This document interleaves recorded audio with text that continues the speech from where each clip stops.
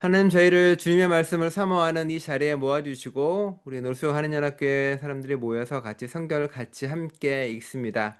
함께 읽고 함께 나누며 예전에 우리 신앙의 선배들이 그랬던 것처럼 성경책도 잘 없던 시절에 모여서 두루마리로 말씀을 읽었던 그 사모하는 마음으로 우리 이 시간 함께 합니다. 주님께서 함께 해주셔서 우리의 그 시간마다 나누는 그 시간마다 주님께서 함께 해주시고 말씀으로 은혜도 받고 깨달음도 얻고 위로도 평화도 함께 얻을 수 있도록 주님께서 이끌어 주옵소서. 에레미야서의 한 절 한 절 읽어갈 때마다 더 깊은 뜻을 알게 해주시고 그 안에서 주님을 만날 수 있도록 함께하여 주옵소서. 감사드리며 예수 그리스도의 이름으로 기도드립니다. 아멘. 아멘. 자, 화면 공유를 하겠습니다.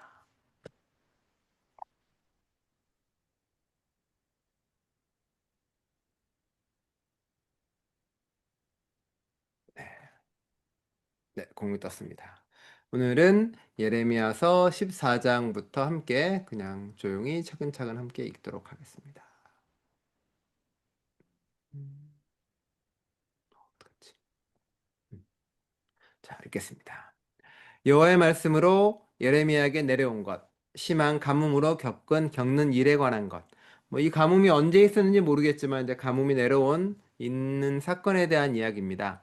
어, 이제 하늘에서 가뭄이 내려오게 되면 보통은 이제 사람들이 그리고 하늘의 탓을 하기보다는 자신들의 이야기와 그리고 왜 이런 일이 있었는지에 대한 고민을 하게 됩니다. 성경에 나오는 많은 재해들은 사람들로 하여금 자기 자신을 돌아보는 그런 동기가 되기도 하고요. 까닭이 되기도 합니다. 옛날에도 많이 그랬어요. 옛날에도 우리나라 선조들도 마찬가지로 중국도 마찬가지고 이야기가 은나라 탕왕 시절에 있었던 이야기인데 이제 은나라에 중국에 큰 가뭄이 들었어요. 근데 이제 신하들이 빨리 인신공양을 들여서 이 하늘의 화를 달래자라고 사람들이 이야기합니다.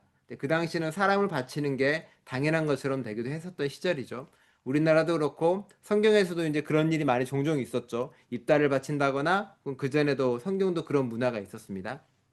근데 그때 은나라 탕왕이 뭐라 그러냐면은 가뭄이 내린 것은 인신공양을 바쳐서 되는 게 아니라 우리가 지금 무언가를 잘못하고 있는 걸 돌이켜봐야 된다고 이야기합니다. 그러면서 자기 자신이 무슨 잘못을 했는지 돌이켜봤다라고 이야기해요. 그래서 어떤 거를 돌이켜보냐면 6가지를 보통 돌이켜봅니다. 뭐 정치는 잘하고 있는지, 그리고 간신배들이 다스리고 있지 않는지, 외척 세력이 강성하지 않는지, 백성들을 잘 하고 있는지, 재판은 잘 행해주고 있는지, 이런 거를 통해서 자신들이 어떤 잘못을 저지르지 않았는가를 돌아보게 되는 거고요. 그래서 한국도 조선이나 혹은 그 전에도 가뭄이 들 때면 항상 왕이 자신의 통치와 정치를 돌아본다라고 이야기합니다. 종종 이제 우리 그리스도인이나 믿는 사람도 우리의 삶에서 힘든 일이 벌어지면 항상 그렇게 이야기하잖아요. 내가 무슨 혹시 죄나 잘못을 저지른 게 아닐까라고 생각을 하게 됩니다.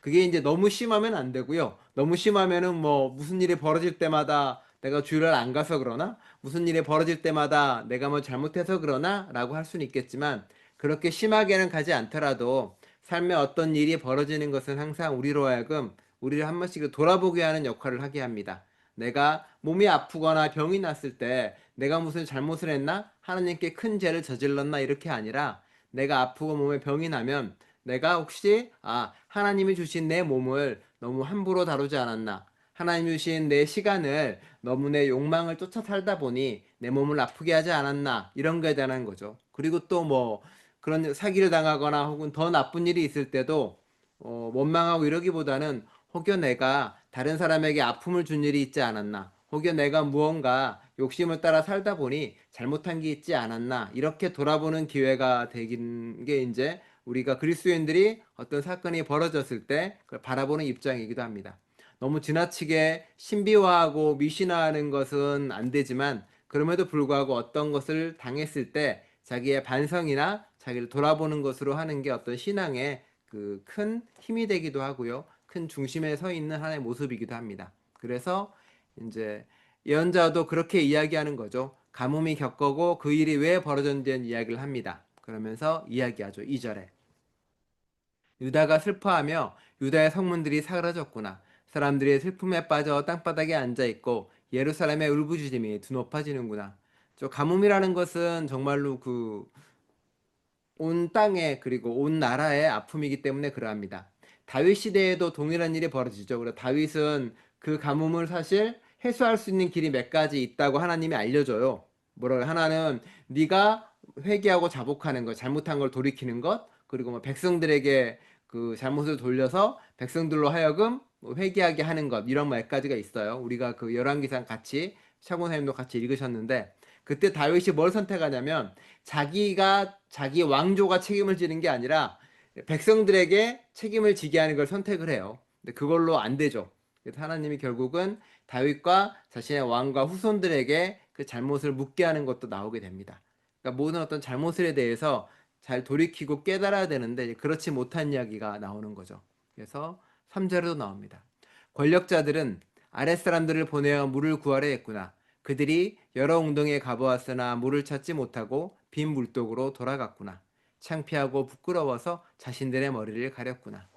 창피하고 부끄럽다는 게 뭐예요? 이 가뭄이나 이 모든 것들 자체가 아는 거죠. 자신들의 잘못으로 그리고 자신들의 죄악으로 그런 일이 벌어졌다는 것을 그들이 알기 때문에 머리를 가렸구나라고 이야기합니다. 4절입니다. 농토가 쪼개졌구나. 땅에 비가 내리지 않았기 때문이로구나. 농민들이 창피해서 자신들의 머리를 가렸구나. 또 다음입니다. 들판에 암사슴조차 새끼를 낳고는 내버리는구나. 푸른 것이 없기 때문이구나. 들나귀들은 민둥산 위에 서서 작갈처럼 숨을 헐떡이는구나. 들나귀들의 눈이 흐릿해지는구나. 푸성기가 없기 때문이로구나. 또 농민도 권력자들도 사람들의 잘못이잖아요. 사람들의 잘못인데 힘들고 고통받는 건 역시 들판의 암사슴과 들나귀들이 힘들어하는 겁니다. 가장 약한 동물들이 힘들어하고 아파한다라고 이야기합니다. 사람들의 잘못이 그 자신에 대한 보복을 넘어서서 창조 세계나 다른 이에게도 고통과 아픔을 끼친다라고 예언자는 선포합니다. 그래서 예언자가 또 이야기하죠. 우리의 잘못이 우리에게 불리하게 증언하더라도 여호와여 주님의 이름에 어울리게 처리해 주십시오. 참으로 많습니다. 우리의 배반 행위가 주님께 우리가 죄를 지었습니다. 이제 예언자가 이 가뭄이 벌어진 게 우리의 잘못이라는 걸 깨닫고 하나님께 이야기하는 거죠. 그리고 내가 우리에게 불리하게 우리의 잘못이 때문에 이런 일이 벌어졌지만 그래도 주님의 이름에 맞게 우리를 좀 잘 처리해 달라고 말합니다. 바꿔 말하면 이제 우리를 지키는 하나님이시니까 우리를 좀 용서하고 돌봐달라는 말을 돌려서 하고 있습니다. 그러면서 8절에 말합니다.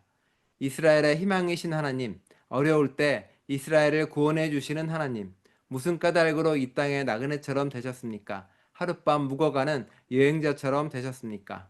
그렇죠? 이렇게 이 땅을 지키고 보살피는 하나님이 아니라 잠깐 있다 머물러가는 사람처럼 이 땅에 별로 신경도 안 쓰고 그리고 그렇게 관심 없는 존재처럼 하십니까? 라고 이야기합니다.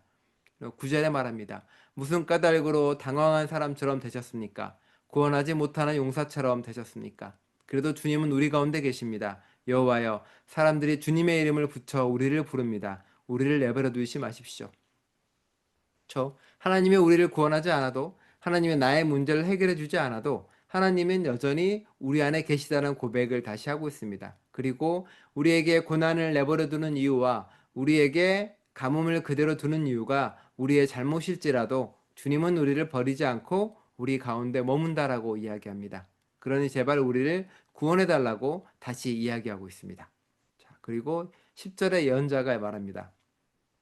이 백성을 두고서 여호와께서 이렇게 말씀하셨습니다. 이처럼 그들은 돌아다니기를 좋아하는구나. 발걸음을 삼가지 않는구나. 여호와는 그들이 마음에 들지 않는다. 이제 그들의 잘못을 기억하고 그들의 죄를 벌할 것이다. 자, 이게 윗말하고 되게 대치되는데 윗말에 보면 이 땅에 나그네 하나님에게 예언자가 말하는 거거든요.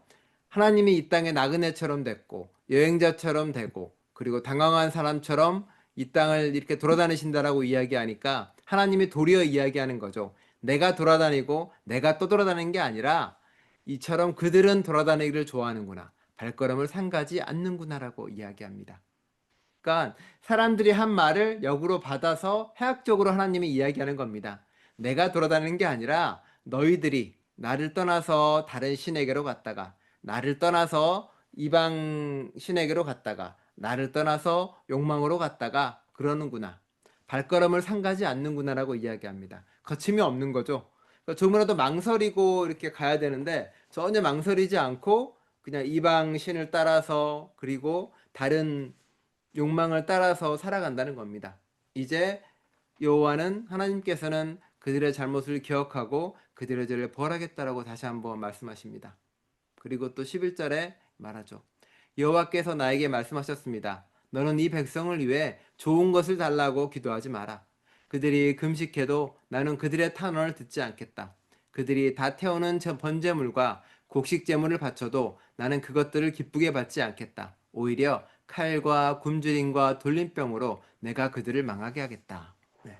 이렇게 뭐 번제물로 드리는 소제물로 드리든 이 두 가지 자연 제물은 뭐냐면 물론 이제 속제물을 드릴 때 속죄제를 드릴 때 드리는 방식이에요. 그게 번제물이나 그 소제물을 드립니다. 그러니까 번제물은 살아있는 것들을 아니 동물들을 채우는 거고요. 동물들을 채우는 거는 부자들이 그렇게 할 수 있는 거고 그리고 부자들이 못할 경우에는 가난한 사람들은 이제 소제물을 채우게 됩니다. 그게 곡식이나 이런 걸 채우게 해요. 그러니까 하나님께서도 어떤 제사를 만들 때도 부한 사람과 가난한 사람이 모두가 다 자신이 가진 것만으로 제사를 지낼 수 있게 해주는 겁니다. 하지만 그렇게 속죄를 아무리 드려도 내가 이제 너희의 그 탄원을 듣지 않겠다라고 엄하게 말씀하십니다.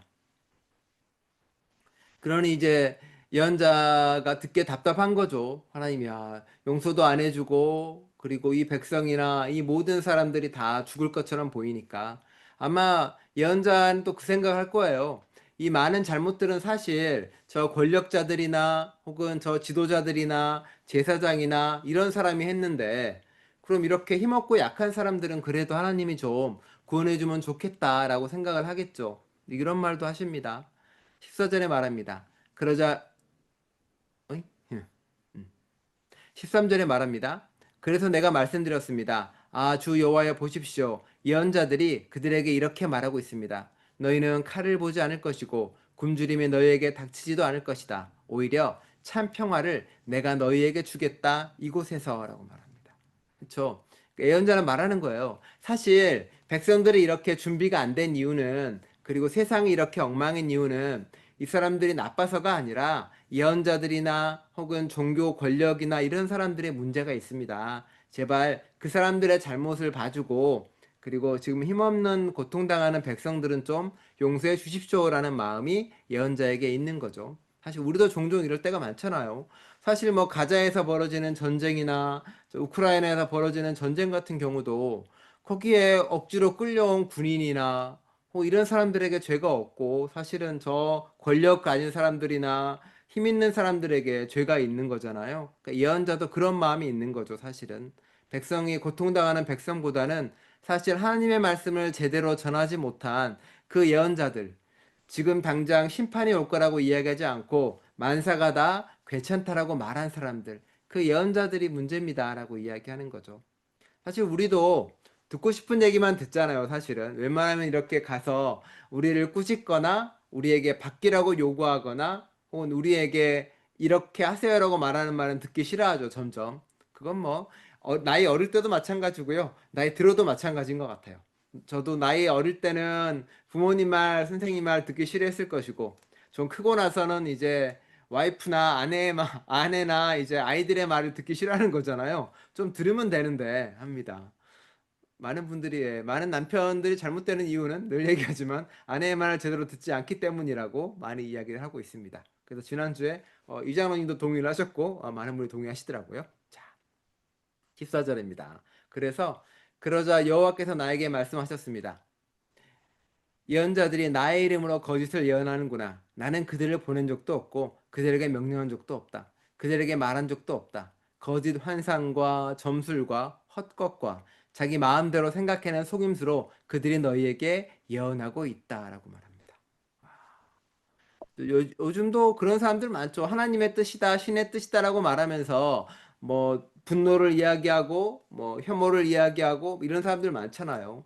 뭐 이스라엘도 지금 가자 공격하면서 하나님의 이름으로 하는 사람도 많고 미국이 이라크 공격할 때도 하나님의 이름으로 하는 사람이 많고 러시아가 우크라이나 공격할 때도 정교회 어떤 주교나 이런 사람들은 그런 사람들을 축복해주고 뭐 푸틴을 지지하는 사람도 많은 거고 옛날 2차 세계대전 당시 독일도 독일의 많은 교회들이 오히려 더 이렇게 전쟁을 하는 그 히틀러를 지원해 준 도 많고, 한국도 마찬가지죠. 한국도 옛날에 군사정부나 군사정권들이 백성들을 죽일 때 목사들이 가서 새벽마다 축복해주고 잘 되라고 말하는 사람도 많거든요.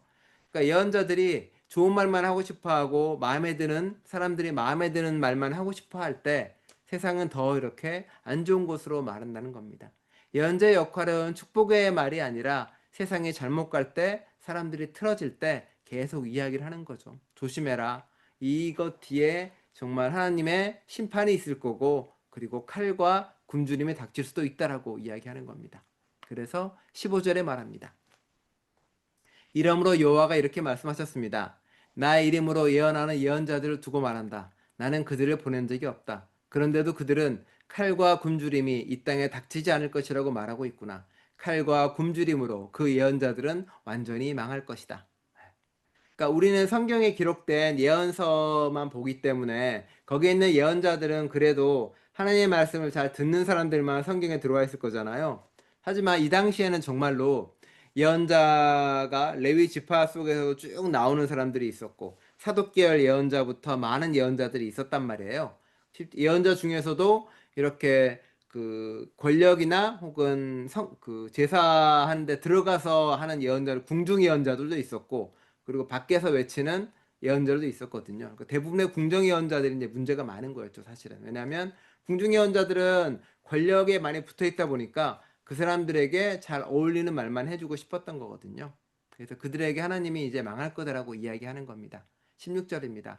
그 예언자들이 예언하는 것을 들은 백성은 예루살렘 거리에 내동댕이 쳐질 것이다. 굶주림과 칼 때문이다. 그런데 그들의 장례를 치러줄 사람이 없을 것이다. 그들뿐만 아니라 그들의 아내와 아들들과 딸들도 마찬가지다. 내가 그들에게 그들 자신이 저지른 나쁜 짓에 걸맞게 재난을 쏘아부을 것이기 때문이다. 야, 그렇죠. 예언자일 때는 어떻게 생각을 할까요? 그 예언자들은 하나님의 이름으로 좋은 말만 할 거 아니에요. 잘 될 거야, 축복받을 거야, 병이 나을 거야, 부자가 될 거야, 자꾸.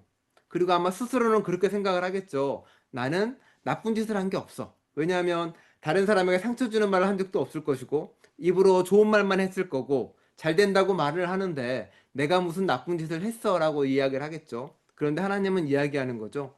내가 그들에게 그들 자신이 저지른 나쁜 짓에 걸맞게 재난을 쏘아부를 거다라고 이야기합니다. 그 나쁜 짓을 한 결국 뭔가요? 하나님의 말씀을 제대로 전하지 못했고 하나님의 말씀을 제대로 이야기하지 않은 게 죄악이라고 말하는 겁니다. 하나님의 말씀을 선포하지 않는 것만으로도 큰 죄라고 이야기하는 거죠. 오늘날 그리스도인들은 하나님의 말씀을 삶으로 살아가는 사람들입니다. 그러니까 우리는 따져보면 좀 하나님의 기준이 우리에게 좀 높아요. 그죠? 왜냐하면 다른 사람은 하나님이 이야기할 때 믿지 않는 사람들은 그들의 양심에 맞게 판단한다라고 하나님이 이야기하셨는데, 믿는 사람들에게는 너희가 그 나쁜 짓을 안 하는 것만이 아니라 하나님의 말을 해야만이 우리는 구원받는 존재라고 말을 하는 거죠. 그러니까 이 전에 이야기한 것처럼 우리는 하나님과 언약 맺은 백성으로 하나님 안에 머물러야만이 구원받는 사람이 된다라고 이야기하는 거예요. 그러니까 우리는 잘해야 됩니다. 우리는 최대한 하나님 안에 머물려고 애를 써야 되고요. 우리의 입술에서 하나님의 목소리가 나오려고 애를 써야 되고, 우리의 손이 하나님의 손처럼 되려고 애를 써야 되는 사람들입니다. 그 길이 어떤 때는 힘들기도 하지만 되게 놀라운 기쁨을 주는 거거든요. 와, 내가 내 목소리가 하나님의 목소리가 될 수 있고, 우리의 손이 하나님의 손이 될 수 있고, 우리의 발이 하나님의 발이 될 수 있다는 거고요. 우리의 마음이 하나님의 마음이 될 수 있다는 거니까 그 놀라운 축복인 거죠. 하나님이 세상을 보고 느끼는 아픔을 우리도 똑같이 느끼는 거고요. 하나님이 세상을 위해 기도하는 것만큼 우리가 세상을 위해 기도하게 되는 거니까 세상 그 무엇보다 가장 놀라운 축복인 거죠. 그게 바로 그리스도인이라고 이야기를 하는 겁니다. 자, 그럼에도 불구하고 예언자들과 이 수많은 사람들은 그거를 포기하고 세상에서의 기쁨과 세상의 욕망을 따라 살다 보니 이런 일이 벌어지는 거죠. 17절에 말합니다. 너는 그들에게 이 말을 해주어라. 나의 두 눈에서 밤낮으로 눈물이 흘러내려 멈추지 않는구나. 젊은 여자인 딸 나의 백성이 크게 부서지고 부서졌구나. 얻어맞은 상처로 깊이 병들었구나. 들판으로 나가보면 거기 칼에 찔려 죽은 사람들이 있는 것이 아닌가. 도시 안에 들어가 보면 거기 굶주림에 시달리고들 있는 것이 아닌가. 참으로 예언자도 제사장도 땅 이리저리 헤매며 어찌할 바 몰라 하는구나. 그렇죠. 맨 두 절에 이렇게 이야기하는 거예요. 나의 두 눈에서 밤낮으로 눈물이 흘러내려 멈추지 않는구나라고 이야기합니다. 이게 하나님의 마음인 거예요. 사람들을 심판한다고 이야기하시지만 하나님도 눈물 흘리고 가슴 아파하고 힘겨워하는 거거든요. 그럼 속으로 그렇게 생각하죠. 아니 이렇게 눈물 흘리고 힘들어할 바에 그냥 이렇게 구원해주면 될 일이고 이렇게 잘 해주면 될 거 아니냐라고 이야기하지만 하나님의 원하는 진정한 구원은 어떤 사건에서 우리가 그 사건이나 문제가 해결되는 게 아니라 우리가 하나님에게 가까이 다가가는 것이고 우리가 바뀌고 존재가 하나님 나라에 맞는 사람으로 바뀌는 걸 원하시는 거거든요. 그러다 보니까 눈물 흘리고 멈추지 않고 그러는 거죠. 뭐 여러분도 자녀분들 다 길러보신 분들이죠. 우리가 자녀를 어떻게 훈육할 때나 할 때도 눈물 흘리면서 그 하기 싫은 걸 시킬 때도 있고 눈물 흘리면서 어쩔 수 없이 무언가를 하게 하는 경우가 많잖아요. 근데 그런 아픔을 하나님은 늘 겪고 계시는 거죠. 왜냐하면 세상은 여전히 아픈 사람이 많고 세상은 여전히 고통이 있는 사람이 많기 때문에 그렇죠. 그래서 어쩌면 그리스도인들은 이 세상에 살면서 하나님의 눈물을 닦아주는 사람들이고 예수 그리스도의 눈물을 닦아주는 사람들인 것 같아요. 하나님이 어딘가를 보고 눈물을 흘리면 거기 가서 그 슬픔을 없애줄 일 무언가를 해나가는 거죠. 그게 그들을 위해 같이 기도도 해주고 예수님과 함께 눈물을 흘려주고 하는 사람들입니다. 예수님은 이 땅에 오셔서 제자들과 더불어 같이 사셨거든요. 예수님이 여기 있고 제자들이 여기 있었다는 게 아니라 같이 이렇게 어울려 가면서 뭐 먹고 마시고 울고 웃으면서 공동체를 만들어 가요. 우리도 사실은 지금 믿으면서 예수님과 함께 이 삶을 그렇게 부대끼며 같이 사는 거거든요. 위에서 내려보시는 분이 아니라 우리와 삶에서 부대끼고 우리 힘들 때 예수님도 옆에서 같이 울어주고 예수님이 힘들 때 우리도 같이 울어주면서 삶을 살아가는 게 정말 살아있는 신앙이다라고 이야기를 합니다. 그래서 19절입니다. 예언자가 이제 가슴이 아프니까 다시 말합니다. 주님이 정말 버리셨습니까? 유다를요. 시온이 주님 마음에는 지었습니까? 왜 우리를 때리셨습니까? 상처가 낫지 않을 정도로요. 괜찮길 애타게 기다렸지만 좋지 않습니다. 나을 때를 애타게 기다렸지만 두려울 따름입니다. 그렇죠. 이게 참 그래요. 자신들이 잘못해서 주님으로부터 벗어났는데 자기가 이제 더 이상 하나님께 돌아갈 힘이 없는 거잖아요. 죄가 많고 너무 그러니까. 벗어난 탕자인데 아직도 돌아오지 못하는 그 마음인 거예요. 그리고 자기 혼자 힘으로는 아무것도 할 수 없는 예언자의 마음인 거고요. 그러니 제발 하나님 도와달라고 말합니다. 그리고 이제 회개하면서 이야기해요. 우리는 알고 있습니다. 여호와여 우리의 약함을요. 우리 조상들의 잘못을요. 정말 우리가 주님께 죄를 지었습니다. 물리치지 마십시오. 주님의 이름을 생각해서라도요. 무시하지 마십시오. 주님의 영광스러운 임금 자리를요. 기억해 주십시오. 깨뜨리지 말아 주십시오. 우리와 맺어주신 주님의 언약을. 이게 참 언약은 둘이 맺었고요. 그 다음에 백성은 그 언약을 어기고 도망쳐 버렸단 말이에요. 그런데 예언자의 입장에서는 이 백성들을 올 기미가 안 보이니까 하나님한테 사정하는 거잖아요. 하나님만이라도 그 언약을 지켜주면 좋겠다고. 하나님만이라도 이 언약을 기억하셔서 우리를 구원하면 제발 해달라고 요청을 합니다. 우리도 뭐 늘 그렇죠. 사실 우리도 하나님께 벗어난 뒤에 우리가 잘못해놓고 다시 가서 하나님께 용서를 구하고 해달라고 하는 것처럼 이분도 이제 마찬가지인 거예요. 안타까워하는 거죠. 그러니까 이 언약을 우리는 정말 소중히 여겨야 되는데 이게 늘 그 똑같이 일상을 살다 보니까 늘 소중함을 잊어버릴 때가 많이 있잖아요. 우리가 지금 내 옆에 있는 사람의 소중함을 잘 모르는 것처럼 하나님이 늘 내 곁에 계시고 늘 함께 해주시니까 잊어버릴 때도 많아요. 우리가 늘 다시 새기면 좋을 것 같아요. 하나님이 나와 함께 하시고 나에게 언약을 맺어주셔서 정말 함께 해주시는 분이다라는 걸 잊지 않는 게 정말 제일 중요한 일이죠. 22절에 말합니다. 민족들의 헛된 우상들 가운데서 비를 내려줄 우상이 있겠습니까? 하늘이 소나기를 내리겠습니까? 주님이야말로 비를 주시는 하나님 아니십니까? 여호와 우리 하나님, 우리는 주님께 희망을 겁니다. 주님만이 이 모든 것을 만드셨으니까요. 그렇죠? 이렇게 주님이 정말로 세상과 우주의 창조주라는 것을 고백하고 있는 겁니다. 하늘에다 비는 것도 아니고요. 그리고 우상을 만들어 놓고 비를 내리게 하는 신에게 비는 것도 아닙니다. 온 창조의 하나님을 만나고 우주를 만드신 분을 만나는 고백을 하고 있는 겁니다.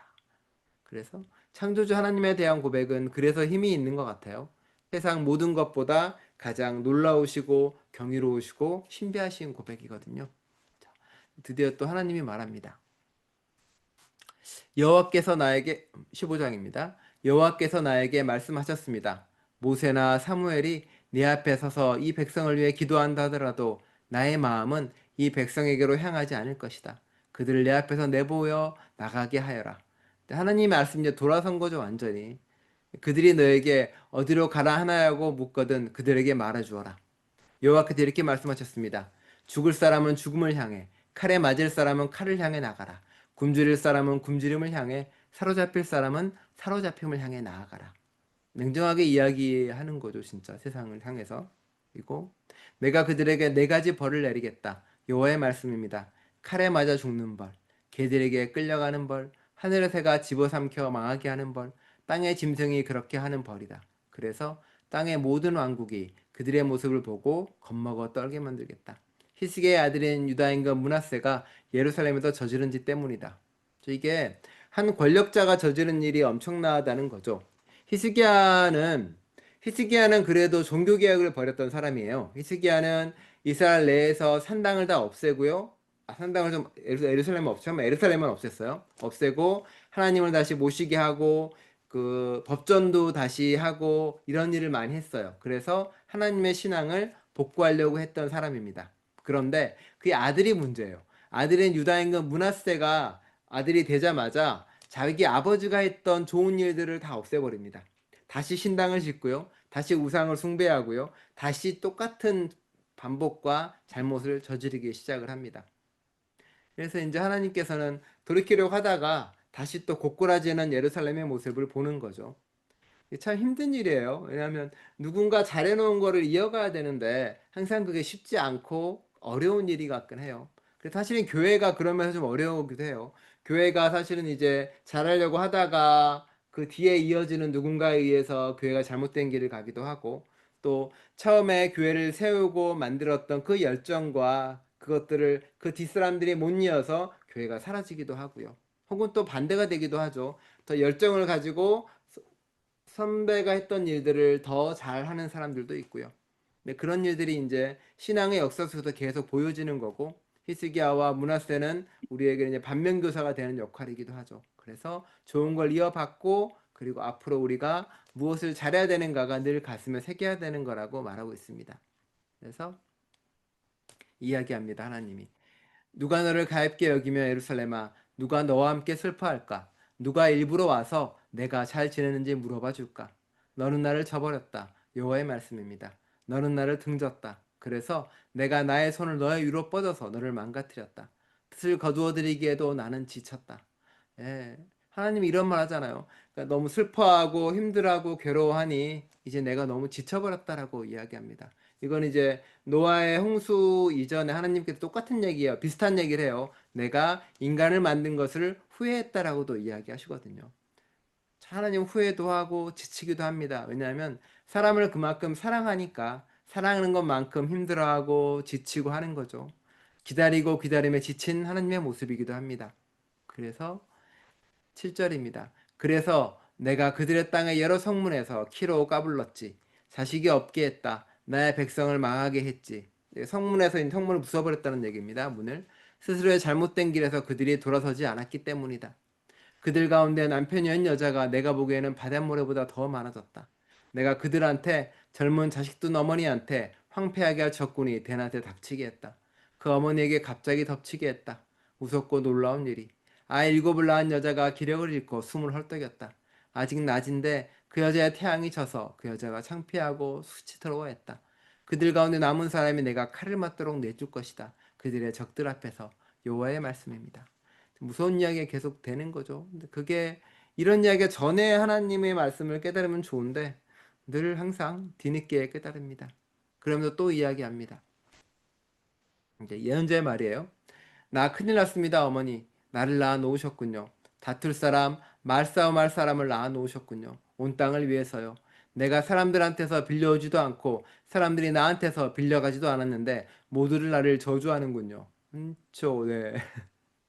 그러니까 자기는 누구한테 뭔가 빌려주고 빌려오는 돈 관계도 하지 않았고 그랬는데 도대체 내 삶이라는 게 예언자 입장에서는 맨날 이렇게 심판의 이야기하고 사람들하고 말다툼하고 싸우고 부딪히는 거잖아요. 근데 그게 결국은 온 땅을 위해서임에도 불구하고 그는 결국 누군가에 의해서 손가락질 당하고 누군가랑 말다툼하는 사람밖에 되지 않았구나라고 이야기하는 겁니다.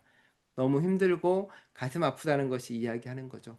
그래서 이 이야기가 이제 그 전에 10장 우리가 읽었던 게 그 부분 나오잖아요. 하나님 너무 힘듭니다라고 이야기했던 하나님이 뭐라 그러냐면은 야, 평지를 달리는데도 이렇게 힘들어하면 산꼭대기는 도대체 어떻게 할 테냐. 야, 이거 지금 이것도 힘들어하면 앞으로 가시덤불에서 어떻게 하겠냐라고 이야기하거든요. 그때는 되게 이렇게 엄하게 얘기하시는 거죠. 이 정도로 지치면 안 된다. 너는 더 단단해져야 되고 너는 더 힘이 있어져야 되라고 이야기하셨습니다. 근데 지금은 좀 다른 얘기를 해주십니다. 이제 처음에는 그렇게 엄하게 힘을 내라고 하셨고 이번에는 조금 다른 얘기를 해주십니다. 내가 반드시 너한테 좋은 것이 넉넉하도록 해주겠다. 반드시 너를 위해 나서주겠다. 재난의 때 원수한테 어려움을 겪을 때라고 이야기합니다. 나서주겠는데 이게 근데 들어보시면 이상해요. 사람이 새를 깨뜨릴 수 있겠느냐? 북쪽에서 가져온 새와 노슬, 너 유다의 재산과 보물들을 전리품으로 내가 넘겨주겠다. 아무런 값도 받지 않고 내가 저지른 모든 죄값으로 너의 전체 영토에서 그렇게 하겠다. 내가 알지 못하는 땅에서 내가 너의 원수들을 섬기도록 만들겠다. 내 분노로 붙은 불길이 너희 위에서 타오를 것이다. 그렇죠? 어, 이게 좋은 건 아니에요. 그러니까 결국은 이분이 하시는 말씀이 나서 주는 건데 그게 앞에서 네.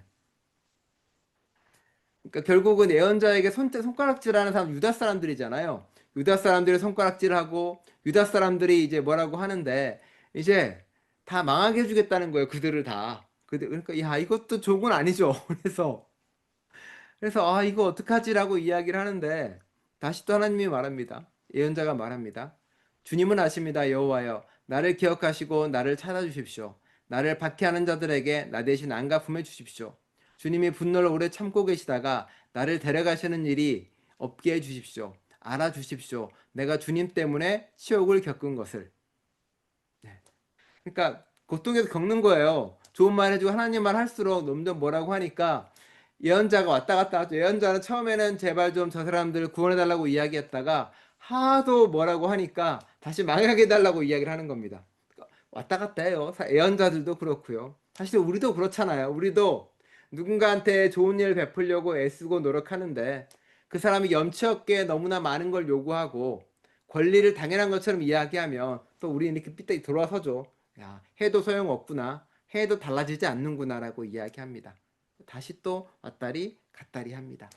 그런 그에게 예언자가 뭐라 그러냐면 이렇게 말합니다. 주님의 말씀들이 눈에 띄어 내가 먹었습니다. 그랬더니 주님의 말씀들이 나에게는 기쁨이 되고 내 마음에 즐거움이 되었습니다. 사람들이 나한테 주님의 이름을 붙여 부르기 때문입니다. 여호와 전능하신 하나님. 그러니까 이렇게 남들이 뭐라고 하고 힘들고 손가락질하고 맨날 누구랑 말다툼하고 힘든데 결국은 이분이 하는 말이 뭐냐면 주님의 말씀이 나한테 기쁨이 된다라는 이야기를 해요, 결국에. 그리고 내 마음에 즐거움이 된다라고 이야기합니다. 그러면서 이 이유가 뭐냐면 사람들이 나한테서 주님의 이름을 붙여 부르기 때문이라고 이야기합니다. 놀랍죠? 내가 무언가를 하는데 사람들이 이제 나를 보면서 아, 저 사람은 그리스도인이구나. 저 사람은 하나님의 사람이구나라고 이해한다는 거예요. 그러니까 이 예언자의 가장 큰 기쁨은 내가 하나님의 일을 한다는 것을 다른 사람들이 이제 알기 시작을 하고 나 또한 그 말씀 가운데 기쁨이 된다라고 이야기합니다. 내가 하나님의 이름을 거룩하게 만드는 존재가 되기 시작했다는 거예요. 그게 삶의 가장 기쁨과 놀라움이에요. 이 사람의 삶이 달라지진 않았잖아요. 환경도 똑같고요. 여전히 그 유다 사람들에게 손가락질 받고 힘들고 어려워합니다. 그럼에도 불구하고 이제 그는 주님의 말씀 때문에 그리고 내가 주님의 사람이라는 것을 알리기 시작하는 것 때문에 기뻐하다는 겁니다. 다른 데서 기쁨을 찾지 않는다는 거예요. 우리의 기쁨은 다 하나님께 연결되어 있는 까닭이 바로 그런 까닭입니다. 그게 제일 좋은 거고요. 그래서 17절에 보면 이런 얘기합니다. 나는 노닥거리는 사람들의 모임 가운데 앉아서 즐거워하지 않았습니다. 주님의 손에 붙잡혀 따로 앉아 있었습니다. 노여움을 주님이 나한테 가득 채우셨기 때문입니다. 이 노여움은 의로운 분노죠. 이 의로운 분노는 세상 사람들이 싫어서 하는 분노가 아니라 세상의 불의와 악함을 보면서 나오는 분노입니다. 그로 인해서 자기는 노닥거리는 곳에 있는 것이 아니라 계속 하나님의 일을 말하고 선포하기 때문입니다. 그러니 이제 어떻게 돼버리냐면 다시 또 18절에 보면 무슨 까닭으로 나의 아픔이 끊이지 않습니까? 내가 얻어맞은 상처가 낫지 않습니까? 나으려고 하지 않습니까? 주님이 나한테서는 여름에 말라버리는 시내처럼 되셨습니다. 그런 분은 신뢰할 수 없습니다. 예. 그러니까 이거 뭐 기도에 한 번에 왔다 갔다 한다는 건 알 거예요. 어떤 때는 이야기한 것처럼 하나님 안에 붙잡혀 있으니까 너무 행복하고 좋았는데 사랑도 하고 섬겼는데 이 어느 순간 보면은 내 안에 시냇물이 말라버리고 내 안에 사랑이 말라버리고 내 안에 많은 게 말라버려서 이제 내가 하나님조차 믿을 수 없습니다라는 고백을 할 때도 있다는 거예요. 우리가 뭐 이거 다들 여러분들 겪으셨잖아요. 기도하고 기도하다가 그 기도가 응답되지 않아서 하나님을 원망한 적도 많이 있었고요. 삶에 지치고 지쳐서 나를 돌보시는 하나님이란 고백을 저버릴 때도 있었을 것이고, 어떤 때는 교회를 떠나 다른 곳에 머물 때도 있었을 것이고, 어때는 억지로 교회를 나오긴 하지만 하나님을 온전히 신뢰하지 못한 적도 많았잖아요. 그게 우리이기도 하지만 정말 예언자들도 다 그러했다라고 이야기를 하고 있습니다. 그래서 다시 말합니다. 이러므로 여호와께서 이렇게 말씀하셨습니다. 내가 돌아온다면 내가 너를 다시 나의 앞에 서게 해주겠다. 내가 하찮은 말 대신에 귀한 말을 한다면 너는 나의 입처럼 될 것이다. 그들은 너에게 돌아오더라도 너는 그들에게 돌아가지 마라라고 말합니다. 다시 그러니까 심판한다고 정말 엄하게 이야기했지만 다시 또 다른 이야기를 또 해주시는 거예요. 좋죠. 내가 너를 다시 나의 앞에 서게 해주겠다라고 말합니다. 원래 예언자들은 하나님의 앞에서 쓰면서 두려워하잖아요. 내가 당신의 눈을 봤으니 내가 죽을 수도 있겠습니다. 그래서 모세도 엘리야도 하나님의 뒷모습만 볼 때도 많았거든요. 근데 이제 하나님께서 돌아온다면 네가 힘들고 어렵고 아프지만 포기하지 않고 나와 함께 신앙을 지켜나간다면 나의 앞에 서주겠다라고 이야기합니다. 하나님이 가시는 길을 만드는 사람들이고요. 하나님의 가는 길을 선포하는 사람들인 거죠. 그건 이제 세례 요한도 그 경험을 했잖아요. 세례 요한이 예수님의 오시는 길을 예비하는 존재가 됐거든요. 그러니까 우리 또한 그런 존재가 하겠다는 거예요. 하나님이 무엇을 하실지 선포하는 존재가 되는 거고요. 하나님이 어떤 일을 하실지 알려주는 존재를 되게 해주겠다는 겁니다. 그리고 내가 하찮은 말 대신 귀한 말을 한다면 이라고 얘기합니다. 이거는 우리가 해야 되는 겁니다. 네. 우리가 귀한 말을 하게 되고 비방하거나 욕하는 말이 아니라 사랑하고 섬기는 귀한 말을 한다면 너는 나의 입처럼 될 것이다. 우리가 하나님의 입이 돼서 귀한 말을 하게 되는 게 아니라 우리가 귀한 말을 하려고 애쓰고 노력하면 우리가 입처럼 될 거라고 이야기하고 있습니다. 그리고 이제 그들이 너에게 오더라도 너는 그들에게는 돌아가지 말라고 말합니다. 사람들이 하나님 곁으로 오는 것을 대하지 네가 세상으로 다시 혹은 세상 사람들처럼 살지 말라고 말씀해 주십니다. 자, 그렇다면 이거 저번에 얘기했죠. 내가 너를 이 백성한테는 요새의 너 성벽처럼 만들어 주겠다. 그래서 그들이 너와 싸우더라도 너를 이겨내지 못할 것이다. 내가 너와 함께하여 너를 구원해 주고 너를 건져내 줄 것이기 때문이다. 이게 아마 1장에 똑같은 말이 나와요. 내가 너를 이 백성한테서 요새의 너 성벽처럼 만들어 주겠다는 거예요. 이게 그러니까 무너지지 않는 성벽이에요. 근데 이거 뒤에 보면은 그들이 너와 싸우더라도 너를 이겨내지 못한다라고 말합니다. 이게 무슨 말이냐면 성벽은 방어를 하는 데예요. 공격을 하면 계속 막는 거지 성벽이 누군가를 공격하거나 성벽이 누군가를 이겨먹을 수 없어요. 그 뒤에 나오잖아요. 그들이 너와 싸우더라도 너를 이겨내지 못할 것이다. 내가 널 이기게 해주겠다가 아니라 상대방이 너를 이기지 못할 것이다 라고 이야기하는 겁니다. 그러니까 우리가 하나님의 일을 해나가면서 내가 세상에 물들지 않게 지켜주는 것이고 내가 세상에 지지 않게 해준다는 거예요. 내가 예전에도 이런 예화 들은 적 있잖아요. 세상이 정말 힘든데 소돔 정말 어려운 땅인데 어느 예언자가 그 산 위에서 계속 외쳐요. 빨리 회개하고 돌이켜라, 정의를 향해라, 사랑하라는 말을 계속 외쳐요. 근데 아무도 그 사람의 목소리에 귀를 기울이지 않는 거예요. 그래서 소년이 물어봐요.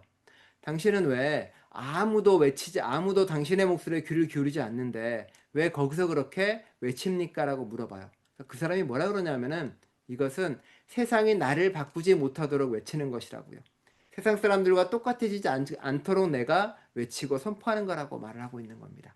그러니까 하나님께서는 우리가 세상으로부터 공격을 막지만 우리가 누군가를 공격해서 누군가를 이겨먹는 존재로서가 아니라 내 자리를 하나님의 자리를 굳건하게 지키는 존재로서 우리를 불러주시는 겁니다. 그래서 구원해주고 건져내주는 겁니다. 이렇게 건져주는 거예요. 다 이기고 물리치고 죽이게 한다는 게 아니에요. 그래서 21절에 보면 내가 너를 나쁜 사람의 손에서 건져내주고 폭력배들의 손에서 벗어나게 해주겠다는 거예요. 희한하죠? 폭력배를 죽이거나 나쁜 사람들 없애는 게 아니라 너를 건져내서 하나님 곁으로 건져내서 다른 사람의 곁으로 내주겠다라고 말하고 있는 겁니다. 어떻게 보면 좀 그렇게 해서 우리로 하여금 지켜주는 하나님에 대한 고백을 하고 있다는 겁니다.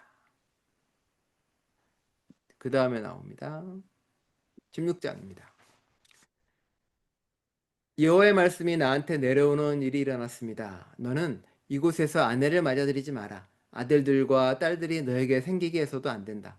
여호와께서 이렇게 말씀하셨기 때문입니다. 이곳에는 태어나는 아들들과 딸들을 두고서 말씀하신 것입니다. 또 그 땅에서 그들이 낳는 어머니들과 아버지를 두고서 말씀하신 것입니다. 그들이 질병으로 아주 고통스럽게 죽을 것이다. 사람들이 슬퍼해주지 않고 장례를 치러주지도 않을 것이다. 땅바닥에 걸음처럼 될 것이다. 칼과 기근으로 끝장나서 그 시체가 하늘의 새와 땅의 짐승의 먹잇감이 될 것이다. 그렇죠? 세상이 힘들면 아이를 낳지 말라고 하나님은 말합니다. 그리고 바울한테 이해할 때도 말하는 거죠. 결혼하지 마라 뭐 이런 얘기도 하는 이유가 있습니다. 캐나다도 그렇지만 한국도 그렇지만 출산율이 뭐 점점점 떨어진다잖아요. 십몇 년만 지나면 정말 인구가 반으로 줄어든다고 이야기하기도 합니다. 노동 인구가. 가능하죠. 왜냐하면 아들과 아이를 낳으면은 그 아이들이 어떤 고생을 할지 눈에 보이고 그리고 그 사람들에게 행복한 미래를 보장해주지 못하기 때문에 세상이 어려울수록 사람들은 아이를 낳지 않기도 합니다. 그리고 지금도 어느 누군가는 이야기해요. 자식들한테 와 우리보다 못한 미래와 세계를 물려줘서 미안해하는 분도 많고요. 밀레니엄 세대가 최초로 자신들의 부모보다 가난한 세대라고 이야기하기도 합니다. 점점 그렇게 힘든 세상에 돼가고 안 좋은 세상에 돼간다라고 이야기를 하는 거죠. 예레미야가 말하는 이 세계가 과거가 아니라 오늘의 말씀이기도 한 거겠죠. 아마 우리의 자손들은 지구 온난화가 지구 위기가 더 심한 세대에 살 수도 있고요. 더 안 좋은 세대에 살아갈 수 있는 거죠. 그 잘못은 사실 우리에게 있는 거라고 이야기합니다. 그러니 이제 어쩔 수 없다라고 말합니다. 5절에서 말씀하시죠. 여호와께서 이렇게 말씀하셨습니다. 상갓집에 들어가지도 그들을 위하느라 함께 슬퍼하지도 마라. 이 백성들한테서 내가 나의 평화를 거두어드렸기 때문이다. 여호와의 말씀입니다. 한결같은 사랑과 자비도 거두어들었다. 대단한 사람이든 보잘것없는 사람이든 이 땅에서 죽을 것인데 사람들이 장례를 치러주지 않을 것이다. 그들을 위하느라 슬퍼해 주지도 않을 것이고 자기 몸을 베어 상처를 내지도 않을 것이다. 그들을 위하느라 머리를 다 밀어버리지도 않을 것이다. 죽은 사람을 생각해서 슬퍼하며 음식을 건네고 위로하지도 않을 것이다. 돌아가신 아버지나 어머니를 생각해서 위로의 잔을 건네주지도 않을 것이다. 이제 죽음이 일상화되고 너무 많은 일들이 벌어진다라고 말합니다. 그리고 또 말합니다. 8절입니다. 잔치집에 들어가 사람들과 한자리에 앉아서 먹고 마시지 마라. 전능하신 여호와 이스라엘의 하나님이 또 이렇게 말씀하셨기 때문입니다. 보라, 내가 이곳에서부터 너희 눈앞에서 또 너희가 사는 동안 그치게 할 것이다. 즐거운 소리와 기쁜 소리, 신랑의 소리와 신부의 소리. 슬픈 얘기입니다. 계속. 10절입니다. 내가 이 백성에게 이런 말을 알려준다고 하자. 그러면 그들이 너에게 물을 것이다. 무엇 때문에 이 큰 재난을 우리 위에 내리시겠다고 여호와께서 말씀하셨나요?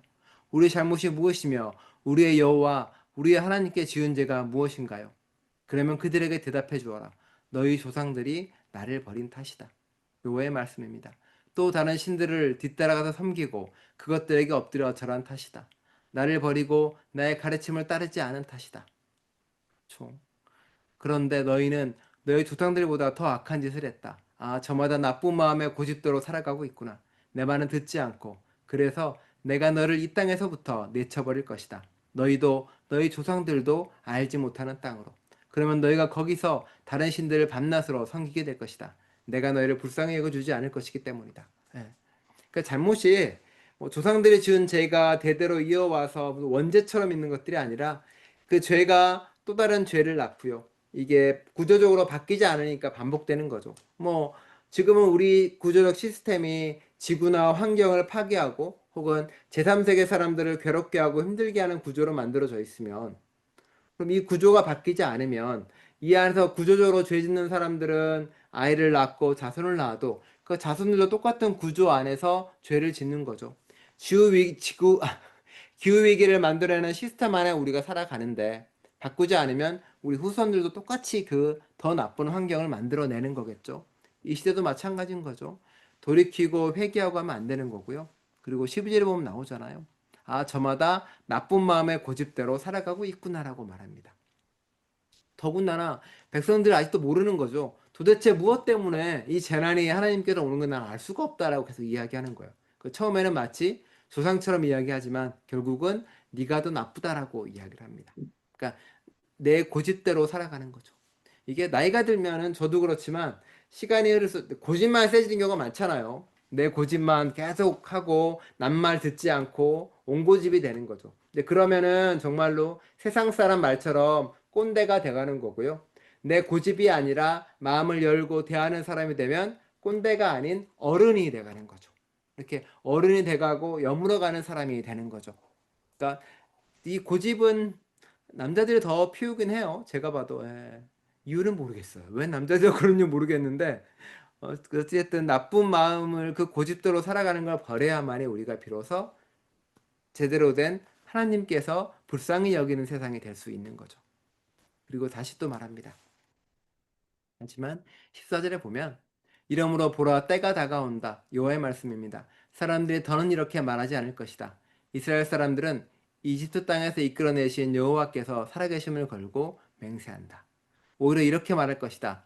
이스라엘 사람들을 북쪽 땅에서 이끌어내신 여호와께서 살아계심을 걸고 맹세한다. 여호와께서는 그들을 쫓아내셨던 그 모든 땅에서 이끌어내셨다. 또 그들의 조상들에게 주셨던 그들의 땅으로 돌아오게 해주셨다. 그렇죠?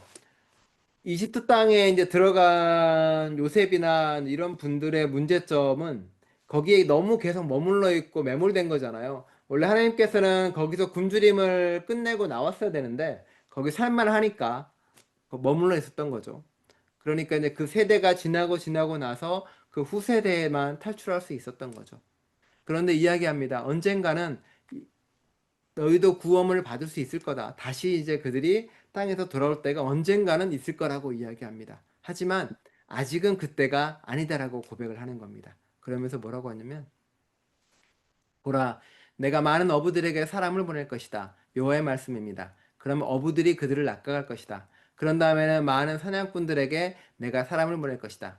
그러면 사냥꾼들이 모든 산과 모든 언덕과 바위 틈에서 그들을 사냥해 갈 것이다. 나의 눈을 그들의 모든 길에 두어 그들이 나의 앞에서 숨을 수 없었기 때문이다. 그들의 허물을 나의 눈앞에서 감출 수 없었기 때문이다. 내가 먼저 그들의 잘못과 죄를 두고 두 배로 갚겠다. 그들이 밉살스러운 우상들의 잔해로 나의 땅을 속되게 하고 내가 나눠준 땅을 역겨운 것들로 가득 채웠기 때문이다. 가끔 그래요. 내가 살아온 그러면 우리는 이것 부를 때마다 이스라엘 땅이나 뿐만 우리도 이제 그런 고민을 해보는 거죠. 어쩌면 우리는 우리가 밟고 그동안 지내왔던 우리의 삶을 우리의 시간은 어떤 걸로 가득 차 있을까? 내가 보내는 하루는 무엇으로 가득 차 있을까? 내가 밟고 지냈던 만남들, 내가 걸어왔던 길들은 어떤 것으로 가득 차 있을까 돌아보게 합니다. 하나님은 어쩌면 지금 우리에게도 그 말씀을 하고 계시는 거겠죠? 그 이유를 말합니다. 19절입니다. 여호와 나의 요새 어려울 때 나의 도피처이신 하나님 주님께 민족들이 땅끝에서 나와 말할 것입니다. 참으로 거짓된 것을 우리 조상들이 물려주었습니다. 헛되어 쓸모없는 것을 사람이 자신을 위해 신들을 만들어낼 수 있겠습니까? 그것들은 신도 아닙니다. 이러므로 보라 이번에 내가 그들에게 알게 하겠다. 그들에게 나의 손 나의 능력을 알게 하겠다. 그러고 나면 그들이 알게 될 것이다. 내 이름이 여호와인 것을. 그죠? 진정한 신이 여호와 하나님이라고 다시 한번 말하고 있는 겁니다. 저 위에 보면 그런 말 나와요. 참으로 거짓된 것을 우리 조상들이 물려주었습니다. 헛되어 쓸모없는 것을.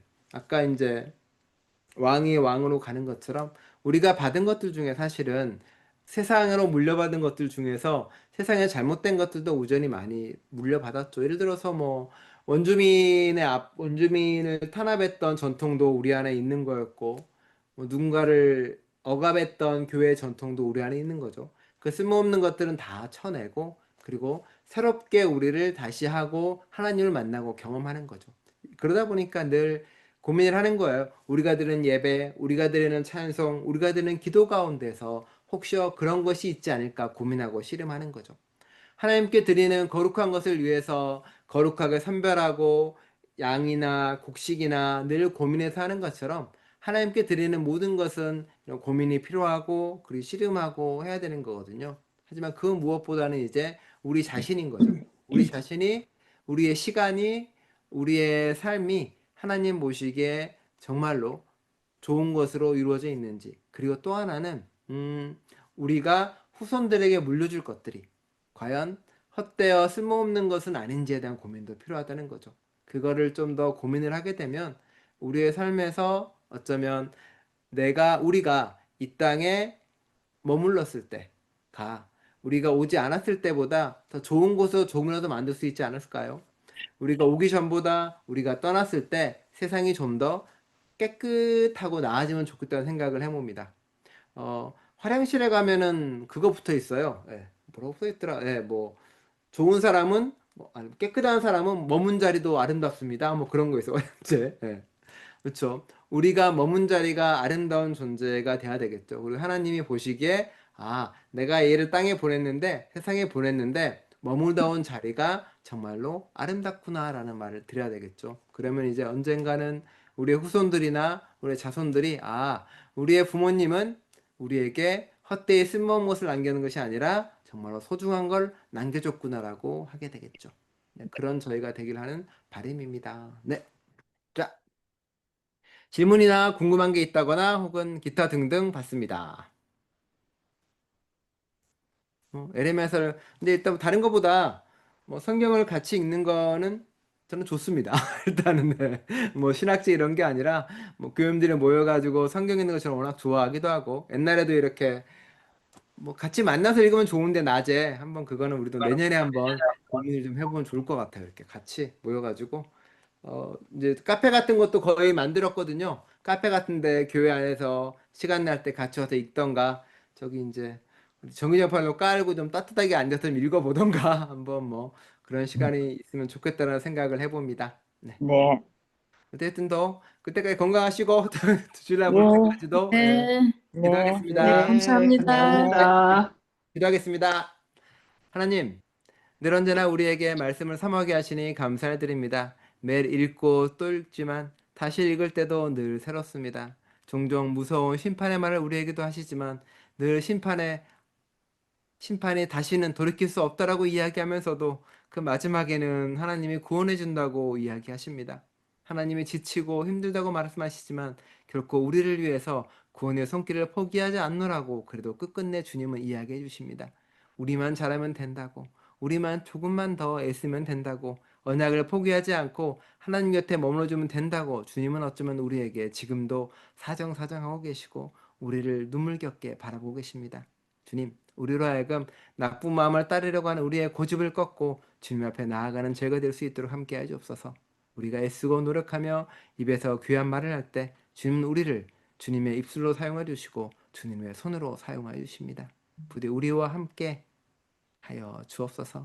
이 자리에 있는 모두에게도 주님 축복 내려주시고 언제나 건강하게 활짝 웃으며 함께 성경을 읽을 수 있도록 주님께서 이끌어 주옵소서. 이 시간도 함께 해주셔서 이 시간도 이끌어 주셔서 주님께 감사드리며 예수 그리스도의 이름으로 기도드립니다. 아멘. 아멘. 네, 자, 좋은 저녁 되세요. 감사합니다. 들으세요. 감사합니다. 네.